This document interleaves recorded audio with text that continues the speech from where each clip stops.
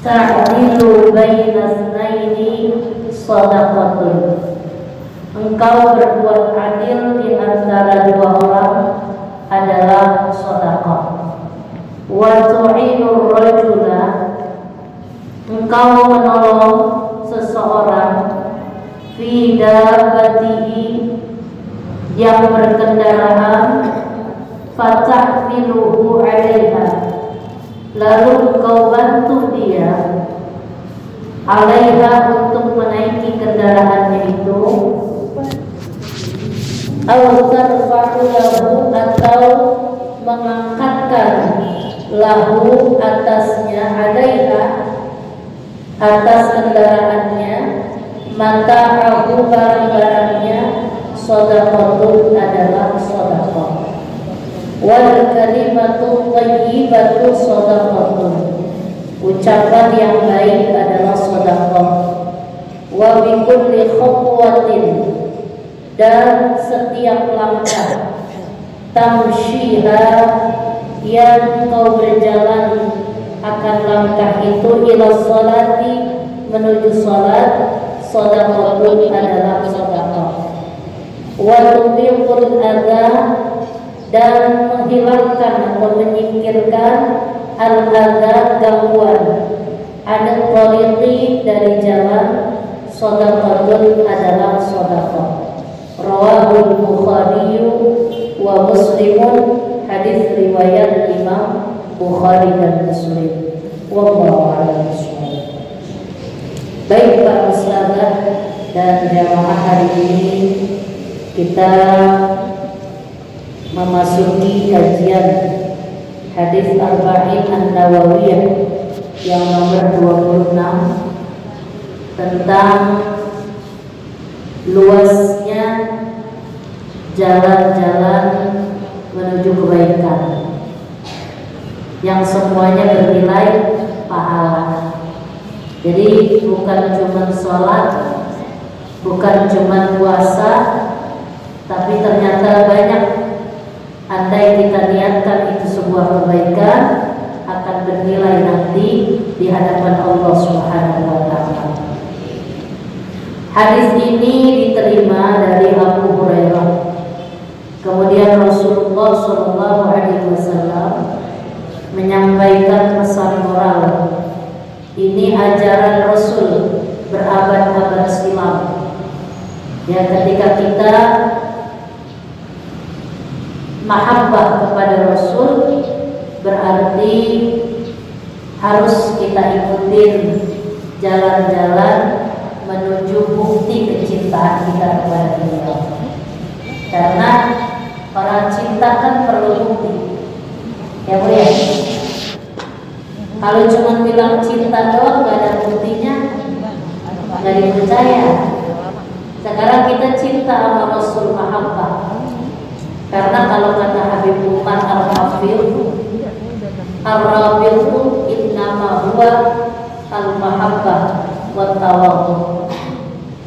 Orang itu cirinya punya ikatan sama Nabi, al-mahabbah wa tawadhu. Orangnya punya rasa cinta. Yang kedua, tawadhu, rendah hati. Gimana kita cinta kalau kita gak buktiin? Kalau cinta sama Nabi, buktinya kita ngaji. Alhamdulillah, Allah kirim kita punya hati duduk di majelis taklim. Yang gak semua orang diberikan kesempatan yang sama seperti kita ini. Karena di luar sana emak-emak banyak apa dikit? Banyak. Sabar-sabar, emak-emak banyak Bu, banyak banget tuh. Kalau digembong-gembongin berapa banyak gitu. Tapi ternyata dari emak-emak yang banyak, ibu adalah orang pilihan, dimana hatinya didorong sama Allah. Ayo jalan sono ke Wikoya, padahal pekerjaan juga belum beres. Cuman artinya udah cinta aja sama masjid ini. Begitu dengar udah panggil-manggil di Wikoya, udah terpilih-pilih. Apa jadi pegang salah? Benar gak Bu? Ntar saya ketinggalan. Tuh orang punya hati begitu tuh dipilih sama Allah. Nah terus udah bukti cinta ngaji di sini, amalin ajaran yang Nabi ajarkan kepada kita. Salah satunya mana? Nih hadis yang kita mau baca. Makanya orang-orang soleh baru kalau ngaji hadis kayak Imam Anas bin Malik itu kalau ngajar hadis seolah-olah lagi ngobrol sama Nabi. Itu lagi ngaji hadis seolah-olah lagi ngobrol sama Nabi. Jadi dia nggak menghentikan Bu. Pernah lagi baca hadis disengat kalajengking. Disengat kalajengking sampai 11 kali disengatnya. Disengat tuh kalau kita pakai apa ya? Diantuk kalajengking sampai 11 tempat. Itu lagi baca hadis kagak berhenti terus. Begitu udah rapi baca hadis, baru udah tuh dia kerepesan kalau kata kita betul. Sakit udah pada bengkak. Kata muridnya gini, guru, apa? Ini kalajengking tadi. Dari tadi ini ngantuk saya. Kenapa nggak berhenti aja lagi baca hadis? Kata Imam Anas bin Malik, kan kalau lagi baca hadis berarti lagi ngobrol sama Nabi. Saya nggak mau putusin obrolan dengan kekasih, nggak mau putusin obrolan sama yang dicintai, nggak mau. Jadi nggak dipikirin tuh. Sama kayak Syekh Abdul Qadir Al-Jilani, kata sallallahu alaihi aziz. Beliau lagi ngajar, ada ular gede Bu, dari atap turun. Itu mabuk, jamaahnya kabur semua. Tuan Syekh tetap ngajar, biar kata jamaahnya kabur. Itu ular ngelilit lehernya, tetap aja baca kitab, nggak putus. Terus tuh ular masuk ke dalam leher bajunya, jalan di badannya, keluar dari dia punya gamis tangan itu, ngelosor aja tuh ular. Kalau kita begitu, kita kabur gitu. Saya juga kabur, saya takut. Bu, itu gambarannya kenapa nggak mau putus. Nggak mau putus tuh orang-orang yang luar biasa kecintaannya. Mungkin kita mah masih jauh gitu. Jauh banget ya, boro-boro ular ya, tikus saja kita pada kabur ya. Makanya buktiin kita cinta. Nah ini kita ngaji adalah ajaran Nabi Sallallahu Alaihi Wasallam. Apa tuh ajarannya? Kata Nabi, seluruh persendian yang ada di tubuh kita. Ini kita punya sendi di badan kita. Ada berapa sendinya di badan kita? 360 sendi. Jadi ini badan kita ada 360 sendinya. Dan itu wajib disedekahin, wajib disedekahkan tiap sendi-sendi badan kita. Kenapa wajib disedekahkan? Sebagai wujud syukur kepada Allah Subhanahu wa ta'ala. Tangan bisa gerak, ini kan syukur, alhamdulillah. Bangun tidur tadi ya Bu ya, biarin ngebet dikit juga, kata ibu ada aja yang dirasa, benar. Tapi masih alhamdulillah bisa gerak. Jari-jari kita masih bisa gerak gitu. Katanya kata medis kalau mau ngetes punya asam urat enggak, kalau tidur tuh tekan gitu. Kalau jari-jari ibu berasa ada yang sakit, berarti ibu ada uratnya asam. Uratnya asam. Kalau tidur tes. Nah, kalau nggak ada rasa, alhamdulillah Mudah-mudahan ibu sehat. Gitu buat ngetesnya bu. Ini kita bisa gerakin tadi pagi kan, kaki kita juga alhamdulillah. Makanya ungkapan syukur, mata kita masih bisa melek. Ya alhamdulillah. Berapa banyak orang bangun tidur bu, udah nggak bisa gerak lagi. Banyak kan yang kayak gitu ya bu. Maaf mulutnya udah menyon, yang tangannya udah gak bisa gerak. Kita alhamdulillah. Makanya wajib disedekahin sendi-sendi yang 360. Lewat apa? Sholat duha. Duha itu adalah salah satu ungkapan syukur kita, itu sedekah kepada sendi kita. Gitu. Makanya kalau kita ada punya waktu di rumah, paling afdol jam 9 ngerjain duha. Kalau ibu mau dites, mau ngaji nih kayak gini nih, kata ibu ntar pulang ngaji saya mau ngaji lagi, ya jam 7 sudah boleh, jam 7 udah boleh. Ikhtiarnya, hati-hatinya sampai jam 11 kan. Lagi kalau udah kesiangan, aduh suka males kita, ya bu ya. Jadi begitu. Bismillah, barangkali belum bisa rutin, paling enggak setiap punya waktu seperti kita walau 2 rakaat, yaitu sedekah terhadap sendi kita. Jadi yang namanya sedekah nggak terbatas hanya duit doang. Ya kalau duit mah udah paham dah. Sedekah kalau kata Imam Jalaluddin As-Suyuti, kalau sedekah sama CS, sama teman, sama tetangga, sama saudara, dua-duanya sama-sama mampu sehat, badannya sehat, duitnya dia juga banyak sama ibu. Amin apa? Tidak ada duitnya banyak, dia banyak. Ibu sesekali sedekah sama teman, sama sahabat, sama tetangga siapa, padahal dua-duanya mampu, boleh tuh. Itu pahalanya kalau kata Imam Jalaluddin As-Suyuti 1:10.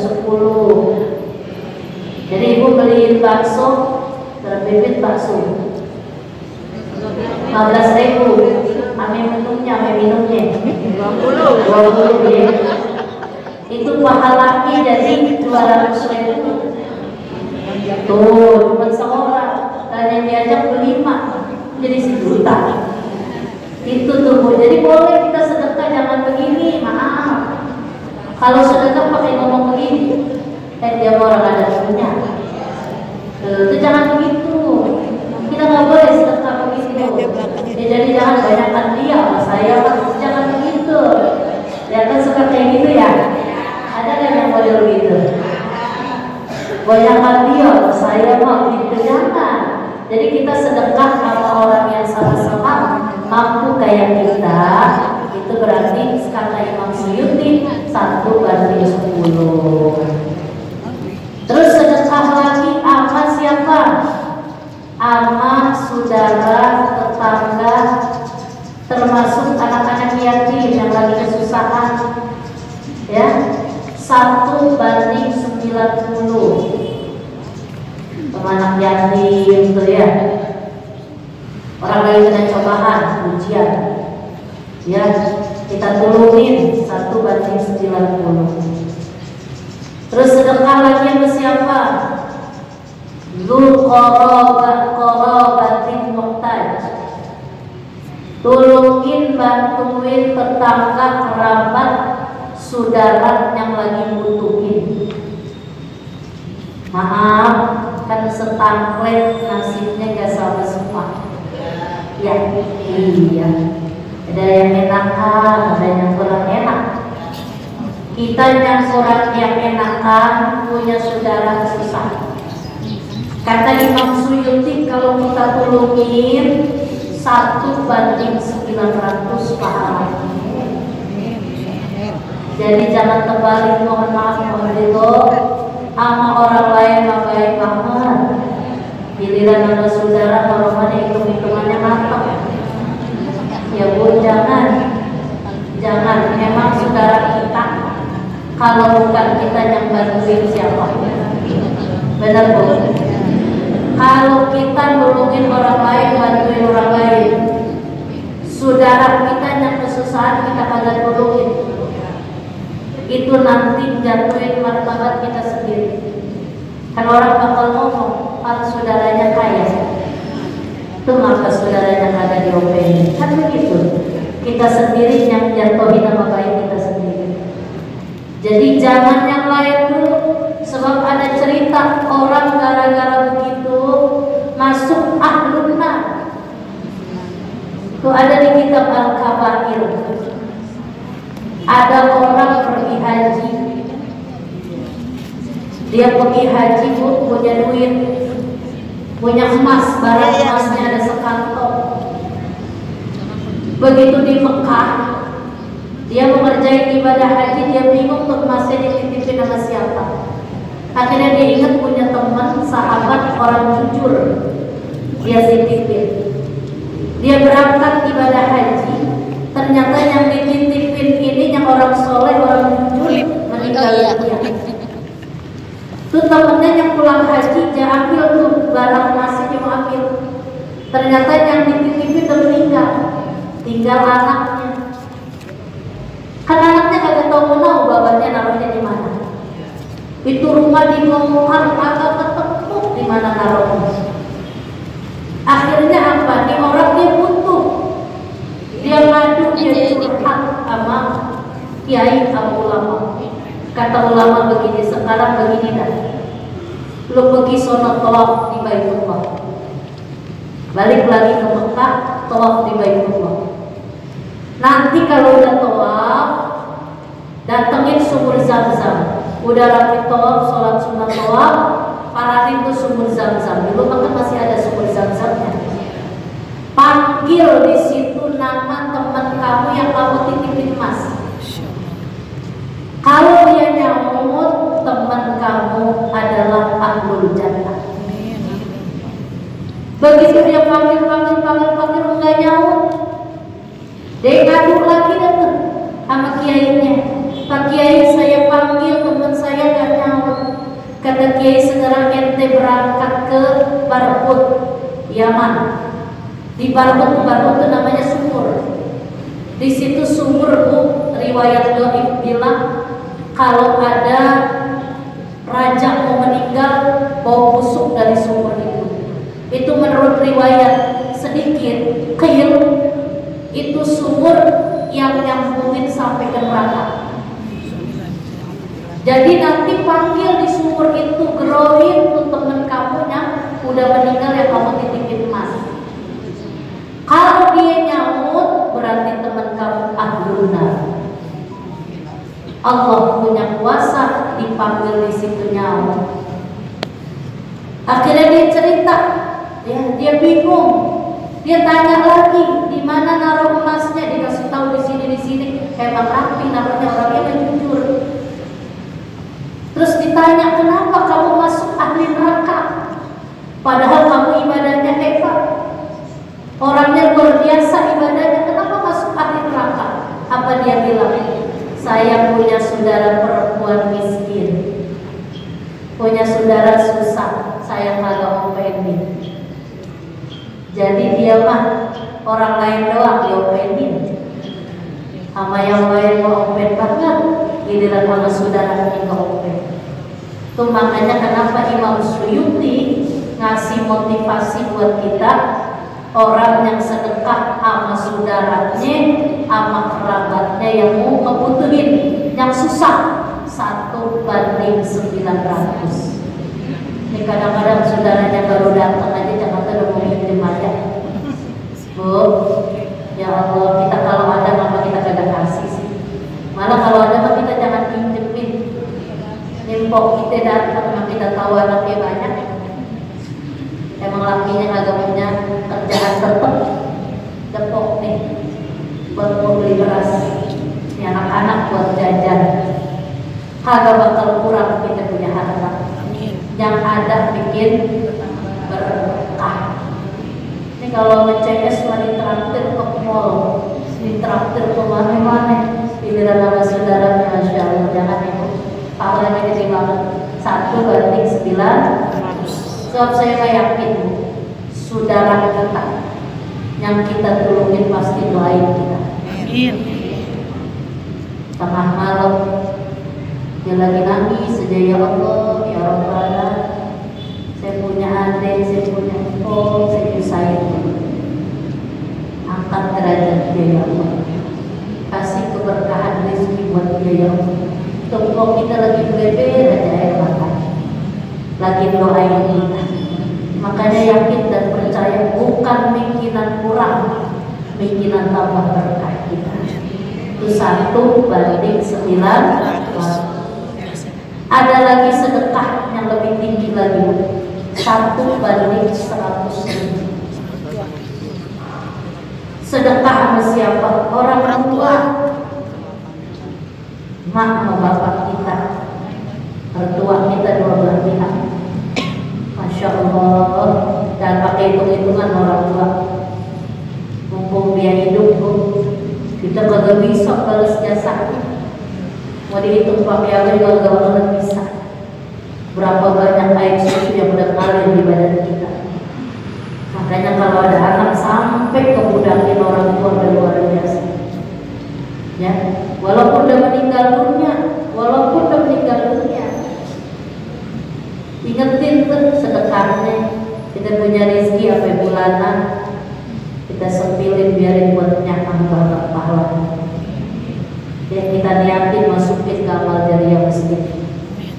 Ada pesantren, ada apa lagi dibangun. Bismillah, ya Allah, ini pahalanya buat nyakang bapak saya. Insyaallah itu adalah bagian dari kita sedekah untuk kita punya orang tua yang pahalanya keberkahannya balik buat kita. 1/100. Ini yang paling tinggi, yang terakhir kata Imam Suyuti. Sedekah ama orang alim, ama ahli fikih, ama ahlul Quran, kiai, ama ulama, ama habaib. 1/900.000. Itu paling tinggi, Bu. Ibu ngasih umpama sama guru. Zahirnya emang buat guru, tapi hakikatnya ntar dia beliin bensin, tuh mobil dia pakai buat dakwah ke sono kemari. Tuh sepanjang tuh guru pindah tempat ngajar, pahalanya makin terus dapat kebahagiaan itu pahala. Ntar dia beli kitab, dia baca tuh kitab, dia buat ngajar beberapa tempat pahalanya. Berarti ibu mudah-mudahin jalan orang untuk berdakwah. Makanya pahalanya 1/900.000. Jadi itu penting banget kita diingetin ibu ya, sama guru-guru sekolah ya, guru-guru ngaji di kampung jangan disepelein.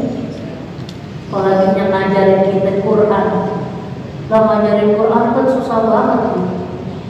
Yang alim-aliman tuh, sampai alim beneran, tuh yang ngajar gitu tuh luar biasa tuh. Walaupun sekarang dia udah nggak ngajar, tapi jasanya dulu tuh.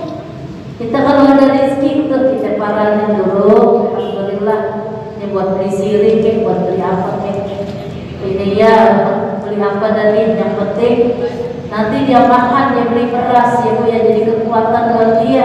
Dia ngajar ke anak-anak didiknya, biar anak kecil, pahalanya buat kita. Kita juga berbagi. Alhamdulillah. Jadi kata kitab kita kembali lagi, setiap sendi wajib di sodakohin ya. Kemudian kalau sodakoh harta tadi kita udah ceritain. Nah kemudian kita bilang setiap hari saat terbit matahari, maka ada peluang bagi kita untuk nambahin kebaikan. Mana tuh? Satu, ngademin, damain orang yang lagi pada bertengkar, berantem. Ini ada temen nih, roman-roman ini temen bertiga nih. Nih yang si A sama si B roman-romannya lagi pada manyun. Jadi pada monyong aja dengan berdua ini ya. Roman-romannya dilihat lagi kagak enak. Lah kita ada di poros tengah. Gitu. Ini kalau mau ngadepin jangan dikompor-komporin. Kalau ngadepin mah bawa kipas, bukan kompor. Ya. Jadi kalau ngadepin nih, mohon maaf ibu, mohon maaf. Kadang-kadang mak-mak tuh banyak kesalahan itu. Orang mah begini dah. Kalau mau ngadepin jangan kebangetan jujur. Dia ceritain namanya aku, emang artinya lagi bulat dulu. Gue denger emang gue denger kemarin si Arno sama dia udah lagi meledup pikiran. Biar ibu tahu juga ibu diem aja. Biar adem nih buat nih berbuat adil di antara dua orang. Maksudnya yang lagi berseteru, yang lagi pada ribut berdua. Masalahnya mah sepele sih, ditinggal kondangan doang. Marahnya lama banget, terus dikait-kaitin lagi sama masalahnya dulu. Jadi akhirnya terus sampai berminggu-minggu, berbulan-bulan, bertahun-tahun. Dan cuma gara-gara dikit doang masalahnya. Itu kita tuh jadi poros tengah. Jadi mudah-mudahan kita siang sering ngaji begini gak begitu ya Bu ya. Amin. Ini pada aku semua kan. Amin, insyaallah. Salaman gak ada yang dilompatin kan? Gak ada ya Bu ya. Ya jadi apapun profesi kita, Bu, mau guru sama guru ya sama-sama.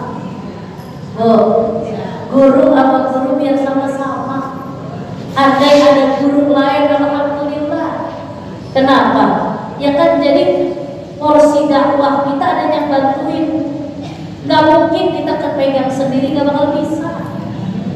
Nah saya ukok-ukok pondok Pinang, gak mungkin saya bisa semuanya jaga paksa. Harus ada Ustazah Maimunah, Ustazah Nana, Ustazah Rodi, harus ada yang bantuin dakwah kita. Nggak bisa kepegang semua. Jadi ngapain jadi kita kesel?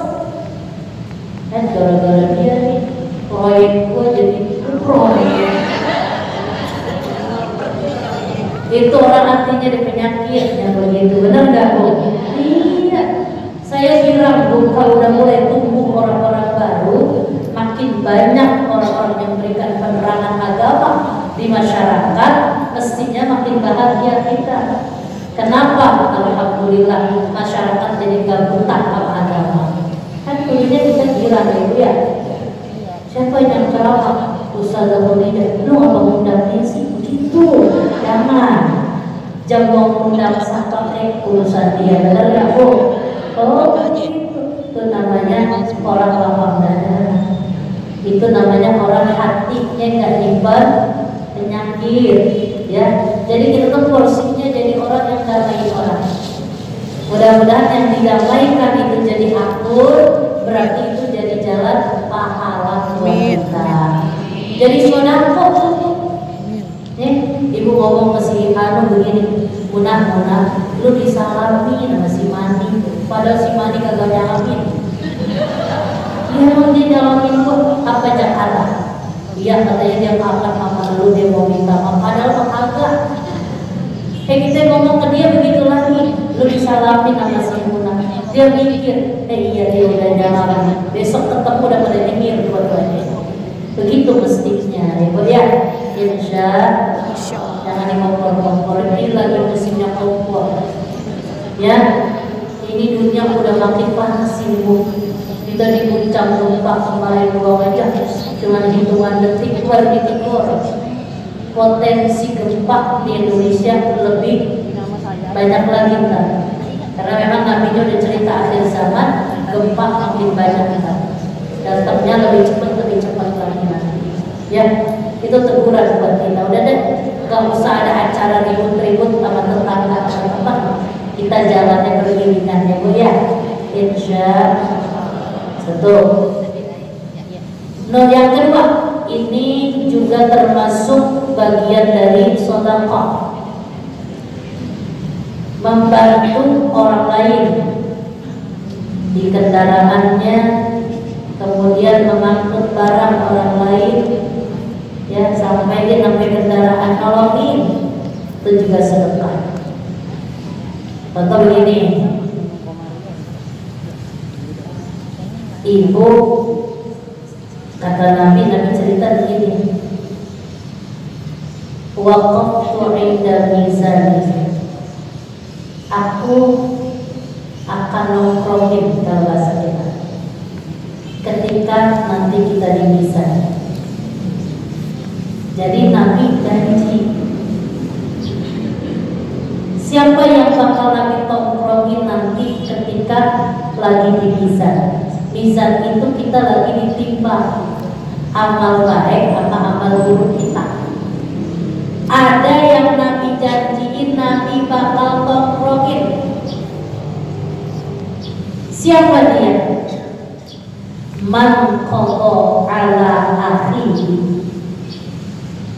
Jadi hadisnya saya ulang, man qada ala akhihi waqaftu inda mizani. Man qada ala akhihi, siapa orang yang melulusin hajat saudaranya. Man qada ala akhihi waqaftu inda mizani, aku akan nongkrongin dia saat dia di mizan. Itu orang yang gampangin urusan saudaranya, tetangga. Misalnya gini nih, ibu suka naik kendaraan roda 4 mobil, kan bayar tol tuh ya, pakai apa dan tuh? Ya, pakai kartu tuh ya. Kadang-kadang suka ada mobil yang di depan kita berhenti kehabisan. Kan biasanya minta tolong ke belakang tuh. Terus kata ibu begini, ya pakai aja Pak. Mau dia bayar? Gak usah Pak, silakan. Paling 15.000, 16.000. Ibu nolong itu begitu. Siapa tahu tuh mobil yang depan tadi dia lagi mau mengejar emaknya, lagi sakit di rumah sakit, lagi parah saudaranya, berarti ibu udah bedain jalan orang. Tuh yang begitu tuh terame-ame ditongkrongin di mizan. Ada lagi modelnya, umpama malam-malam ada keluarga tetangga kita yang lagi sakit, nyari mobil mana hujan susah, Grab tengah malam susah. Kata kita begini, Pak Haji, mobil saya aja pakai, silahkan bawa anaknya ke rumah sakit cepetan, ini gampangin orang. Itu berarti Nabi janji besok aku tongkrongin. Kalau amalnya banyak, aku tetap tongkrongin. Kalau amalnya sedikit, kata Nabi, aku akan berikan syafaat buat dia. Begitu pertolongan. Jadi punya mobil namanya manfaat buat orang lain. Ini kadang-kadang punya mobil buat dewe itu susah. Tuh mobil dari beli baru, plastiknya belum dibuka. Cucunya nantringin aja dia suruh turun. Tuh mobil sabar hari dilapin doang, nggak dipanasin. Dipakai mahal kan? Begitu dia meninggal kata cucunya, alhamdulillah engkau mati. Mobilnya bisa ditunggangin gitu. Jadi kita mudah-mudahin orang urusan ini kan gitu. Nolongin orang dalam kendaraannya, dia mau naik, dia kita gampangin. Termasuk ibu nyariin ada orang nggak punya aplikasi tuh, Gojek, dia mau lihat sama saya aja. Sama saya aja, apalagi nenek-nenek yang agak ngerti kan ya. Mau kemananya, aku mau naik Grab, mau agak ngerti, ya. Kita tolongin ke orang. Dia untuk ngajian. Nah itu termasuk nolongin orang. Terus bawa ngangkatin barangnya. Nah itu sering banget tuh. Ini yang gagah-gagah, yang muda-muda. Melihat ada nenek-nenek pulang belanja lagi, nenek-nenek belanja pakai dewek-dewek lagi. Mau belanja, banyak uang, ya. Nah kita nolongin orang yang lagi kesusahan begitu tuh, sedekah buat kita. orang nyebrang kesusahan, kita tulungi banyak jalannya, ya termasuk tulungin ya orang naik kendaraan kadang-kadang nyetopin mobil kondisi ya kan agak susah. Kita lihat dari rumah kita pinggir jalan, kita keluar dari rumah kita tulungin dia, sedekah buat kita. Jadi jalannya banyak banget. Cuma kadang-kadang nenek-nenek udah jalannya deh mundur maju, kebawahan tek-tekan, jalan tepinya jadi yakin. Ya, kadang-kadang kan nenek-nenek kalau belanja ke pasar banyak uang kuliahnya. Ya, jadi kita turunin. Itu kata Nabi termasuk saudara. Kemudian Nabi lanjutkan lagi, wal kalimatul thayyibah. Ucapan yang baik. Nah, kita pernah bahas kalau kita bergaul di masyarakat, adabul kalam, adab dalam bermasyarakat, salah satunya adalah adab berkomunikasi. Karena alat komunikasi di masyarakat adalah lisan kita. Maka yang paling bikin hati orang adem adalah ketika kita mampu kalimatul thayyibah, berucap dengan kalam-kalam yang baik. Kalau kaitannya dengan Allah berarti berzikir kita. Kalau kalimatul thayyibah kaitannya dengan Allah berarti kita disuruh banyak berzikir. Karena kalam zikir yang paling bagus adalah zikir-zikir yang udah warid yang datangnya dari Rasulullah SAW. Ibu ucap begini doang, subhanallah, segitu doang tuh ganjarannya 124.000. Subhanallah. Makanya kalau kakek taman yang lain biasanya cakep-cakep pokoknya. Ini barang kita buat begini jangan cepet-cepet dah. Ada yang mampus banget, jangan gitu. Iya, ada lagi tujuh, begini jangan pakai tujuh, ya. Wa istighfar, astagfirullah. Kan kok orang tuh bagaimana kebiasaannya? Ini kadang-kadang kebiasaan yang jelek-jelek. Ya, ada maaf tuh, buset. Ya, tahu ya, buset, gitu. Emang buset apa? Kalau saya dimaknai sama saya punya Abu Syekh, bapaknya setan, beli suruh itu. Makanya orang tua dulu kalau ngomong buset kesel banget. Kalau boleh, campur kita ditangkap, nggak boleh. Itu buset, kita bilang bujuk itu, ya. Itu kalimat-kalimat yang harus kita hindari. Apalagi maaf, ya. Sampai ucap kalimat yang nggak pantas kita ucap. Biasa, makanya biasa gitu. Kalimat thayyibah. Ada lagi kalimat thayyibah sama siapa? Sama kawan-kawan kita, teman kita. Kalau ngomong yang enakin orang, saya sering pesen ketemu orang bahasa yang enak. Kan kata orang Betawi bahasa mantap. Ketemu, kok sehat. Waktu ketemu 2 bulan yang lalu kita melihat badannya masih cakep. Mungkin dia sakit rupanya bu, asamnya kelaminnya asam apa ya? Terus badannya sampai kecil. Kata ibu, lu ngapa begini? Gula lu ya, jangan pakai nada gitu. Jangan gula tuh jangan terlibat ya. Bu jujur dah bu, kalau ngomong begitu nyakitin dah. Kan orang sakit lebih sensitif bu, benar ya? Udah kita lihat aja, kok sehat, mudah-mudahan kok sehat terus ya. Kok nggak usah nih segala macam. Iya udah gitu Jakarta lagi.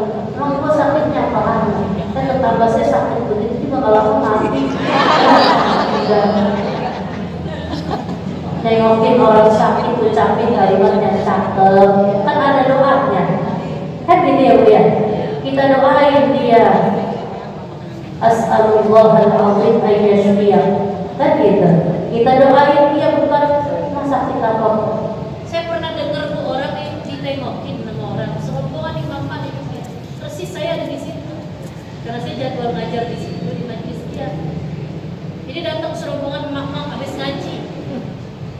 Dia pencet, mohon maaf memang sakitnya apa yang kalau dipencet nyeblok gitu. Iya. Terus kalau emang gitu penyakitnya udah kayaknya udah komplikasi saya lihat gitu. Ya Allah lu sakit sampai begini amat. Itu belum lama juga tetangga udah penyakit. Tahu nggak Bu, saya nggak melihat apa ekspresi wajah yang sakit. Saya lihatin. Iya, merah. Ketakutan. Netes air mata. Tuh, saya bilang saya lihat pakai mata kepala saya sendiri. Omongan begitu tuh gak cakep diomongin. Harusnya ngomongnya, insya Allah. Kalau dia ngeluh juga, kalau Allah kehendaki sembuh, seberat apapun penyakit pasti bakal sembuh. Kan semuanya juga kesembuhan ada Allah. Nabi Ayub gimana sih sakitnya? 18 tahun, tapi Allah kehendaki sembuh. Ada yang penyakitnya tiba-tiba doang meninggal, yang penyakitnya parah tetap masih hidup. Jadi kalau kayak gitu tuh kasih semangat, ajarin dia terus banyak taubat, ajarin dia terus banyak ucap kalimat-kalimat yang baik, kalimat thayyibah. Jadi kitanya jangan salah. Ini kadang-kadang nengokin orang sakit, bukan ngademin malah bikin stres yang sakit begitu. Nah dia ngobrol lagi di dalam. Orang mah ucapin doain. Jangan banyak diajak ngomong orang sakit. Ketahuan orang tahu ini infus. Mulutnya udah pakai segala macam, pakai kateter diajak ngomong. Ya, bukan malah sembuh malah tambah. Jadi biar kita paham. Ucap kalimat thayyibah nilainya adalah sedekah. Kemudian Nabi berikan lagi jalan yang mana? Ketika kita melangkah berjalan menuju tempat sholat, menuju majelis taklim, bikulli khutwah, setiap langkah. Ibu hitung nggak tadi dari rumah kemari berapa langkah? Nggak ada yang hitung, nggak sempet dia. Itu setiap langkah nilainya sedekah. Masya Allah, berapa langkah? Kalau dihitung langkah saya yang paling jauh langkahnya. Iya, setiap langkah. Makanya orang kalau ke majelis taklim untungnya gede banget. Sampai langkahannya aja dinilai sedekah. Berapa langkah? Ada yang melangkah baru 7 langkah berhenti, kakinya ngebet. Langkah lagi, berhenti lagi, langkah pahala juga berhenti. Udah langkahannya dihitung, duduk di sini, duduknya juga pahala. Sampai muter kakinya pahala. Muter kaki pahala. Iya. Ibu nanya pelajaran pahala. Gurunya nanya, jawabnya salah, pahala juga biar salah. Gurunya menanyanya ngalor, ibu jawabnya ngidul, pahala juga biar salah. Apalagi benar gitu, dapat ganjaran. Makanya kalau di pengajian jangan diem kalau ada benar-benar. Sebab salah satu media kita dapetin ilmu lewat bertanya. Gitu, jangan pasif, kita harus aktif. Yang kira-kira kita gak paham kita tanya, gitu ya. Sebab apa? Itu ngandung ganjaran buat kita. Ya, merem aja ibu di sini pahala. Merem. Bener Bu, ada waliullah, ulama besar lagi ngajar. Itu muridnya semasjid tidur semua. Itu guru ngajar aja terus juga berhenti lah, ngacak kita. Ada orang lewat, itu mulusnya, mulus semua mulus. Kalau ada yang melek tuh mata merem semuanya. Begitu rapi ngajar tuh kiai itu ditanya sama orang yang lewat, kiai itu tadi kiai ngapa ngajar muridnya mulus semua? Oh kiai tetap masih baca kitab. Apa kata kiainya? Saya bukan ngajarin yang lagi tidur, saya ngajarin yang ada di rusuk dia. Tuh yang muda-muda kan masih ada calon cikal bakal manusia tidak. Saya lagi ngajarin itu. Kalau yang udah menopause mengada, kalau udah menopause kayak muda itu bener. Jadi saya lagi ngajarin yang muda-muda tuh, yang masih pada men, tuh di situ masih ada cikal bakal manusia. Saya lagi ngajarin dia.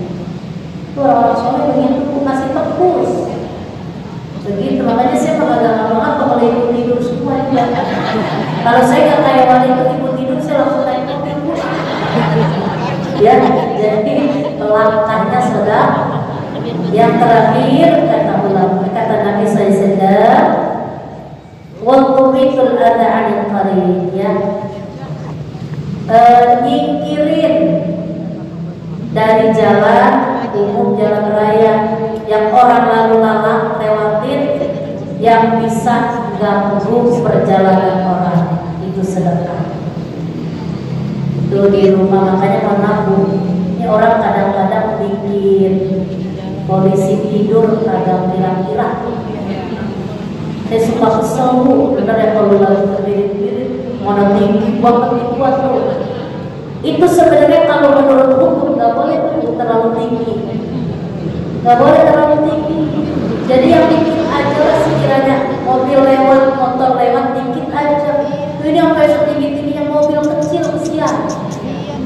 Iya, serot banget, bempernya bisa-bisa. Tuh itu namanya, itu bukan nyingkirin gangguan, itu malah ngadain ya. Termasuk saya sering bilang tuh, kan rumah kita hari ini RSSSSSS gitu ya. Buat jalan tuh sisain lah jalan umum, jangan sampai dihabisin banget. Kalau emang di situ masih ada akses orang jalan, sedekahin buat orang jalan. Nih kadang-kadang orang mau jalan aja susah. Jadi begini nih, Bu, sering banget. Tuh ibu kalau ke rumah saya tuh, Itu kalau ke rumah saya, itu bukan ya, itu kan dari musola ke situ jalan susah bu. Terus sebelah sono tuh kontrakan yang paling pojok suka ngomong begini, Saza ini kita dipet lagi, ini dipet lagi gitu. Ntar kalau bawa mayat bagaimana? Lu suruh jalan aja mayatnya. kayak mayat tadi tuh mata susah. Tuh kontrakan yang paling pojok sebelah sono. Saking dihabisin, dia bikin lagi kontrakan, dia bikin dihabisin. Bawa burung batang susah. Itu susah bu. Akhirnya gimana? Kata mereka, sudah nggak usah pakai tutupan. Coba lo buka tutupnya. Tetap nggak bisa keluar. Akhirnya gimana coba bu? Akhirnya mau nggak mau yang bawa cuma seorang. Dibopong. Digendong sama seorang. Itu jadi jalannya mirip. Nggak bisa. Tenes ya. Saya bilang Masya Allah. Orang pikirannya kemana ya? Yang Orang berjalan kayak gitu. Padahal kalau dia Pikir bikin bakal akses jalan jalan, apalagi tanah dia. ya Bu ya. Jadi jangan ngadain bah yang bikin orang jadi sulit. Kan itu jadi mempersulit. Ya. Jadi ada apa? Sampah yang taksiran orang lewat Jadi bau, buang, angkat. ini kadang-kadang rumah bererot. Yang rajinnya pun yang cuma yang paling ujung, yang 9 kalau pada cules ngandelin, kadang-kadang begitu ya Bu. Sampah udah numpuk, akses lalu-lalang orang kiri. Itu kan ganggu penciuman orang. Itu yang begitu-begitu tuh. Nabi nggak suka. Nabi suruh apa? Hindarin yang bikin orang itu jadi nggak nyaman, yang bikin jadi gangguan, maka itu jadi sedekah buat kita. Jadi luar biasa, Islam tuh ngajarin kita banyak jalan agar kita mendapatkan ganjaran. Amin ya Rabbal. Saya simpulin dari sedekah seni lewat duha. Kemudian nulungin orang yang lagi ribut, kita damaiin, jangan nengahin. Terus nulungin orang naik naik kendaraan, bawa barangnya, ya, termasuk langkahan kita menuju majelis, ya, nyingkirin yang ganggu perjalanan orang, maka termasuk sedekah. Silahkan kalau ada yang mau nanya. Wallahu a'lam bishawab. Ini mic-nya boleh? Tidak. Ada yang nyaut ke belakang. Apa? Iya, dari saya. No, yang belakang tadi. Ya.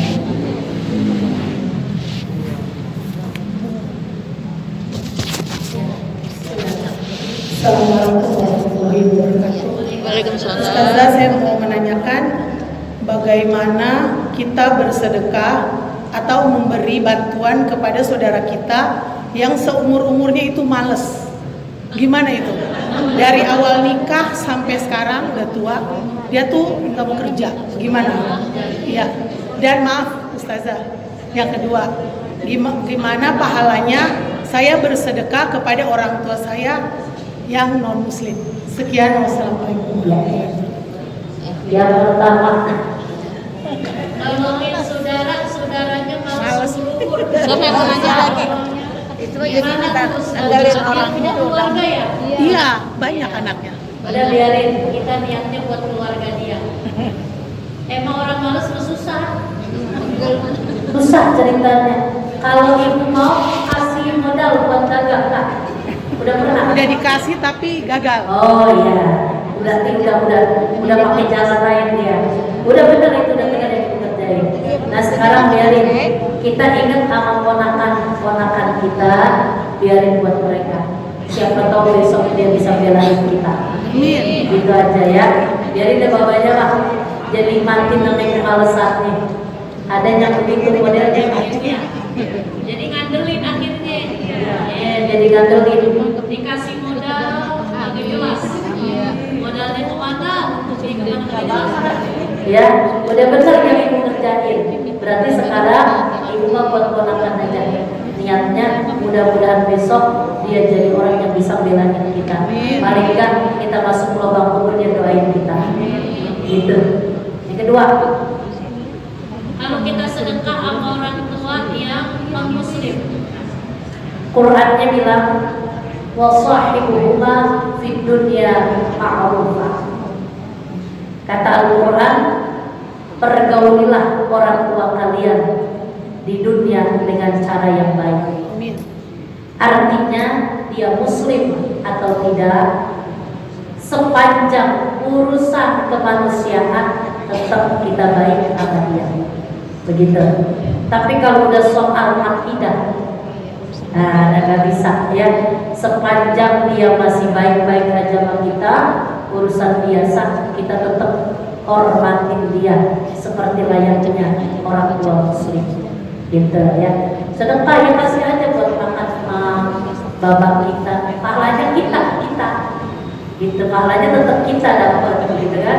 Kalau urusan sama dia mah kita doa yang gak nyampe ke dia mah, gak nyampe. Kecuali doa itu satu, biar dia sebelum akhir hayat dapat hidayah. Begitu ya. Kenapa? Karena kalau dia ucap syahadat aja, ternyata setelah itu dia meninggal, muslim dia, nyampe doa-doa kita ke dia, begitu. Jadi doain dia, mudah-mudahan saya tolongin dia, saya kasih terus dia, biar dia kembali hatinya. Begitu ya. Ya baik, kita lagi. Tadi ibu yang belakang sana nggak jadi? Ah iya. Siapa? Oh ini ibu yang belakang. Assalamualaikum warahmatullahi wabarakatuh. Waalaikumsalam. Ya, ada seorang anak maksudnya dia ketika mungkin di sini catat dari pekerjaannya ini. Tetap dia memberikan, tetapi bagaimana ya dia tidak pernah memberikan ke orang tuanya, sementara dia menganggap bahwasanya orang tuanya ini bagaimana? Apakah punya kewajiban anak untuk orang tua atau yang kedua untuk misalkan atau dengan dia? Yang kedua apakah pekerjaan atau Ibu, itu masih perlu kita memberikan sedekah di luar daripada gajinya. Terima kasih. Assalamualaikum warahmatullahi wabarakatuh. Waalaikumsalam warahmatullahi wabarakatuh. Baik Ibu, yang tidak berhak menerima zakat adalah orang yang wajib kita nafkahi. Orang tua itu walaupun dia mampu, kewajiban kita nafkahi. Jadi kita nggak boleh kasih zakat sama dia. Itu orang tua. Orang tua nggak zakat. Wajib kasih Izin harta kita. walaupun Kasihnya kita mampu pengen orang makin kaya. miskin. Kayak begini nih. Orang tua mah satu. Kan anak wajib bakti sama orang tua, gitu ya. Dalam kitab syarahnya Tanbihul Ghafilin ada 10 kewajiban anak sama orang tua yang masih hidup. Di antaranya mana? Inkasahu kiswah in qadar alaiha. Kita disuruh makein pakaian orang tua kita walaupun orang tua kita orang mampu. Jadi sampai anak itu disuruh perhatiin pakaian emaknya, bapaknya. Walaupun dia mampu beliin, begitu. Makanannya beliin, itu sampai dibilang begitu. Ya, jadi walaupun inqadar alaih, walaupun orang tua kita mampu, wajib kita kasih zakat. Gitu ya. Jadi dulu kan orang tua kita juga apa aja kita dibeliin. Ya gantian. Sekarang walaupun gak bakal bisa bayar jasa orang tua kita, begitu. Jadi zakat mah memang kewajiban kita tuh ada di At-Taubah ayat 60. Orang-orang yang berhak menerima zakat, mustahik di situ ada At-Taubah ayat 60 ya. Jadi ke orang tua mah bukan zakat kewajiban kita menafkahinya walaupun dia mau. Yang kedua, tadi apa yang kedua? Oh iya, pembantu. Apa boleh kita berikan sedekah di luar gaji? Boleh banget. Kalau kita Boleh banget.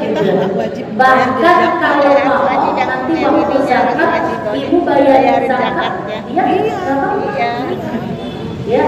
Jadi termasuk pembantu boleh. Cuman nanti begini nih misalnya ya, saya punya pembantu namanya si A misalnya. Dia nggak mampu nih, begitu pada saat mau zakat, saya bilang, Mbak nanti aku aja yang bayar zakatnya, gitu.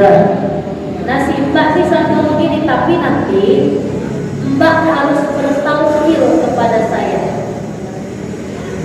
Ada bahasa dalam fikih itu namanya tawakil. Tawakil itu berwakil, gitu. Jadi nanti si Mbak ini pembantu ngomong ke saya, Ibu saya wakilin buat bayarin zakat fitrah atas diri saya, gitu ya. Saya bakal jawab, saya terima wakilnya, saya bakal bayarin zakat fitrah Pak, gitu, atas nama diri Pak. Itu boleh. Kita tahu dia orang yang mampu, kita bayarin zakatnya. Jadi boleh banget ibu ngasih di luar gaji. Ulang nih Pak, buat jajan anak-anak.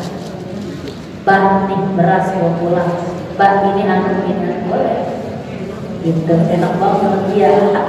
Dia membantu betah aja di sini. Ya Bu, gimana? Dijawab? Ya baik. Ada lagi? Ya next.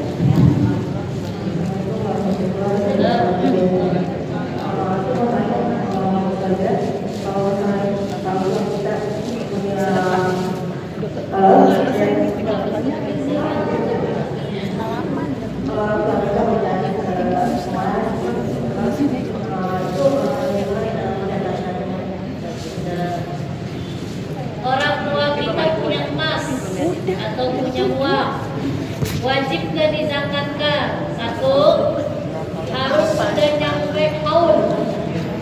Haul itu 1 tahun waktunya. Emak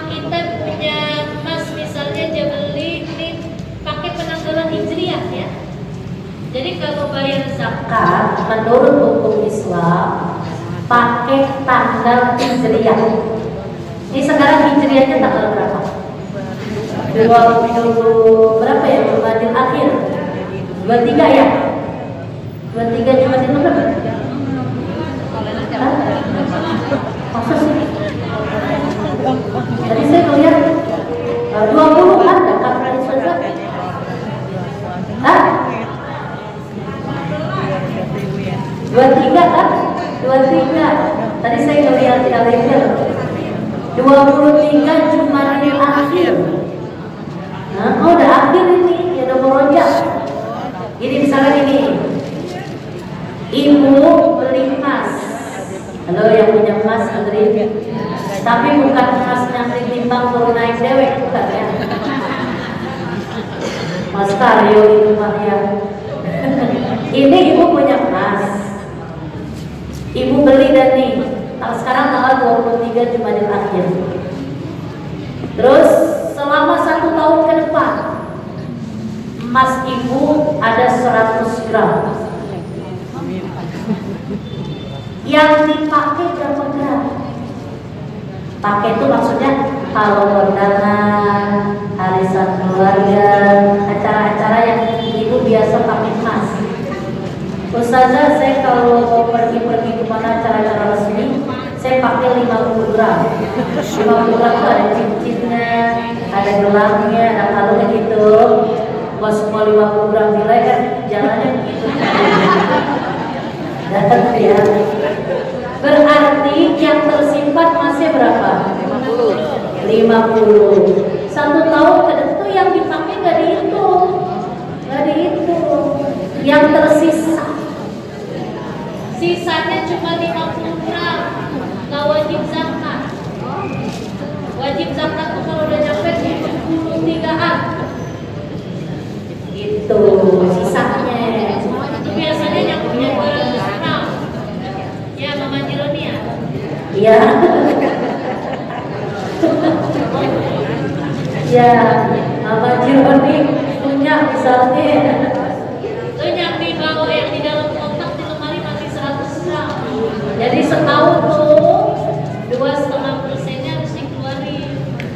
Gitu. Dipecahi harga duit berarti. Itu misalnya 100 gram. Itu kan biar gampangan 100 gram aja ya. Ceritanya nih ya. 1 gram berapa duit? 1 juta. Berarti 100 gram 100 juta. 100 juta ya? 100 juta ya? Iya. 2,5% dari 100 juta berapa? 2,5 juta. 2,5 juta. 2,5 juta doang yang dikeluarin. Banyak kan di kantong apa yang dikeluarin? Kantong. Tuh. Keluarinnya tanggal 23 cuma di akhir juga tahun depan. Gitu. Jadi 1 tahun.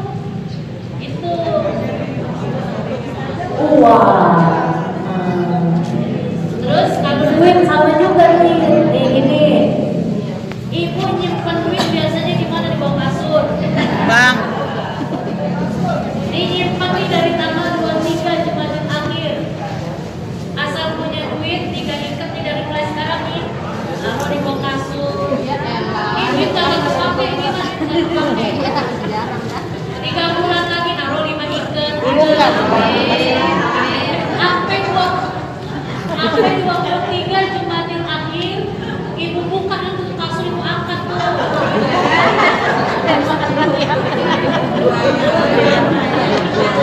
Ada 50 juta. Berarti wajib zakat karena kadarnya 42 juta. Mending dari Ya. 2,5% Tangannya gatel aja pengen pakai aja tuh duit mana. Keluarin itu.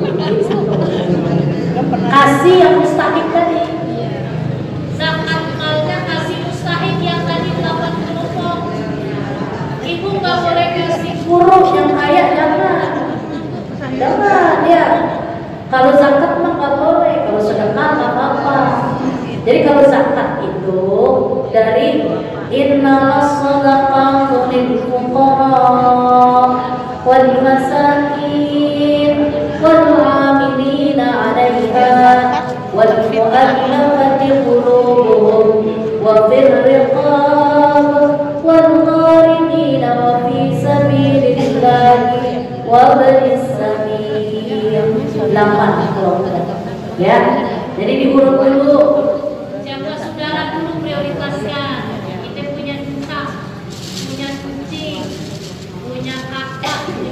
adik orang susah, dia dulu kita datang. Nih kita kasih bentar nih gitu. Kasihnya berapa apa ya? Ratain aja. Ya kalau ini kita punya adik rada susah, anaknya 12. Itu ya. Yang anaknya 1 bedanya dengan yang 12. Ya, lagi siapa? Tabungannya, iya sama, nilainya berapa? 2,5%-nya, gitu ya. Iya, yang duit dari bank ya. Nah,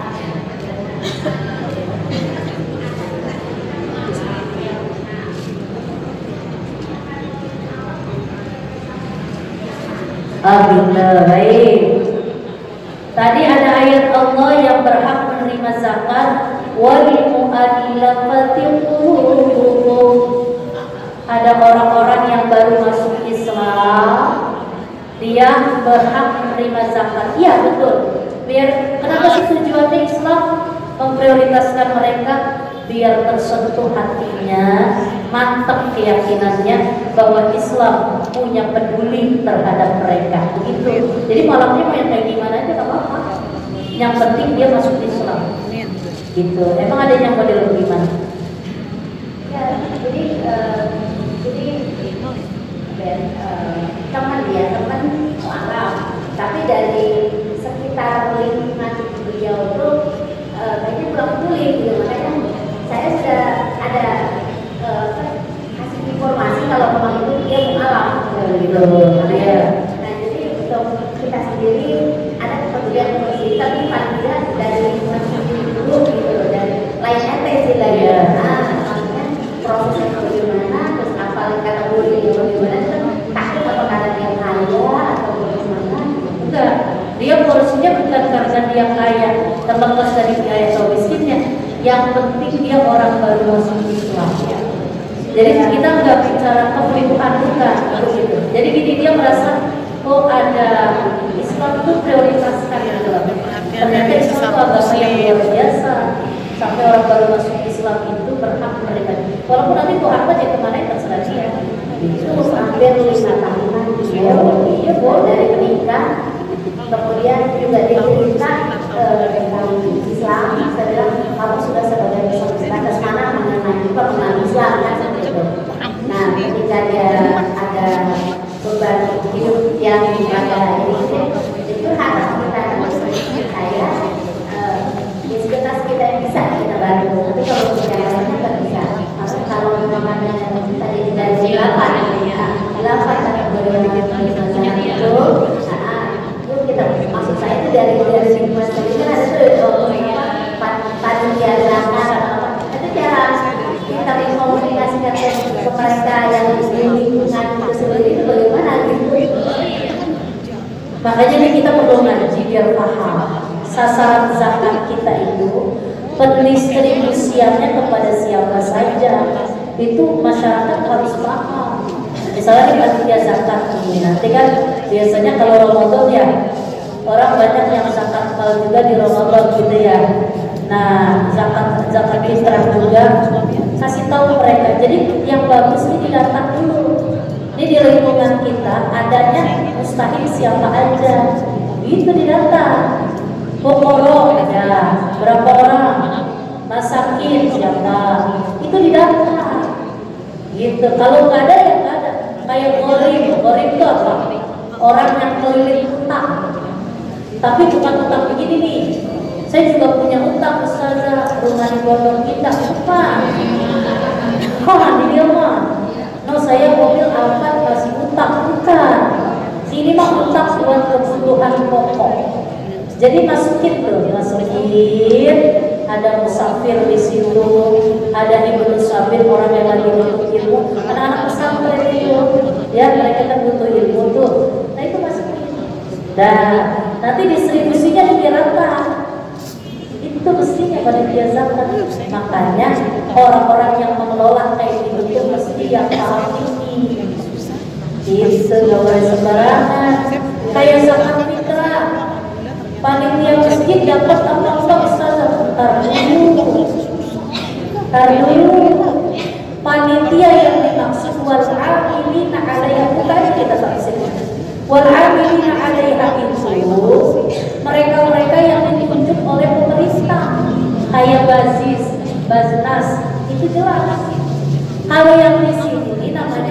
kayak dadakan. Saya tahu dulu.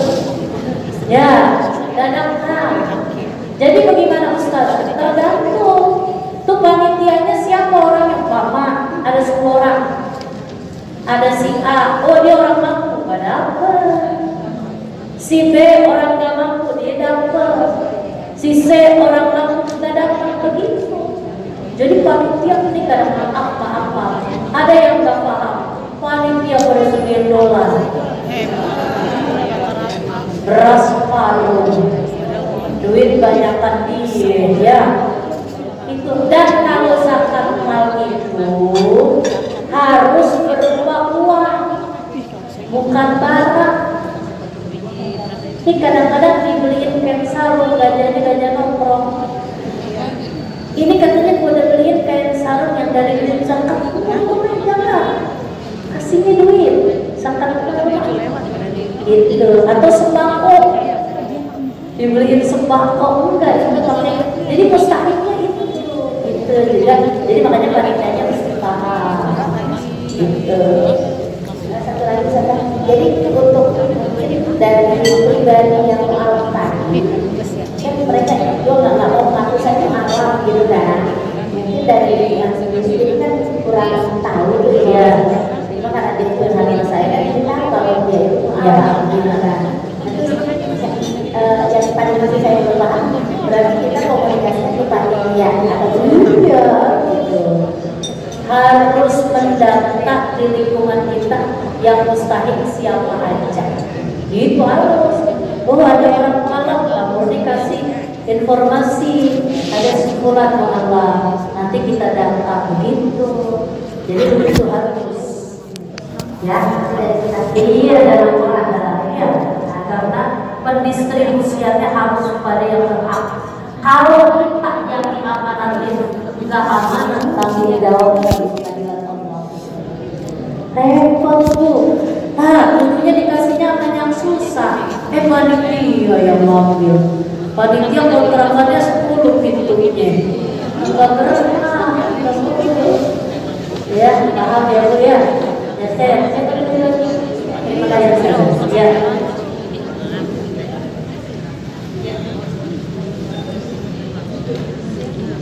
Assalamualaikum warahmatullahi wabarakatuh. Kalau orang tua meninggal, kan anaknya wajib membayar utangnya. Tapi kasusnya utang itu sama bank. Biasanya kan transaksi sama bank kalau misalnya orang meninggal itu lunas gitu ya. Nah itu yang mau saya tanyakan, kira-kira anaknya wajib membayar atau enggak? Terima kasih. Assalamualaikum warahmatullahi wabarakatuh. Berarti utangnya minjem sama bank gitu ya? Memang ada perjanjian lunas gitu? Kan ada asuransi. Gitu ya. Kalau atas nama berarti dibebasin sama dia. Kan pinjemnya sama dia ya. Ya berarti selesai. Udah. Kecuali kalau utangnya sama personal ya. Kalau itu kan perusahaan yang udah bebasin artinya kan. Dan selesai ya dia. Enggak apa-apa udah kan. Utang itu tidak akan menjadi beban satu ilah Allah udah ini, kecuali dibayarin sama ahli warisnya atau pihak yang utangin dari ikhlas selesai. Gitu. Berarti di kasusnya diikhlaskan sama pihak yang utang selesai. Iya, nggak ada urusan. Ya. Iya, bagus gitu ya. Ya cuman ya mati dulu kan dia punya ya. Ribet itu ya. Gitu ya, ada dia. Sahibud daini maghlulun fi qabrihi la yaqubu illa qada'u daini. Orang yang punya utang di kuburannya terbelenggu dengan utang. Kecuali menunaikan utangnya, artinya dibayar sama ahli warisnya atau pihak yang utangin ikhlas ridho. Gitu ya. Oke. Pak Haji.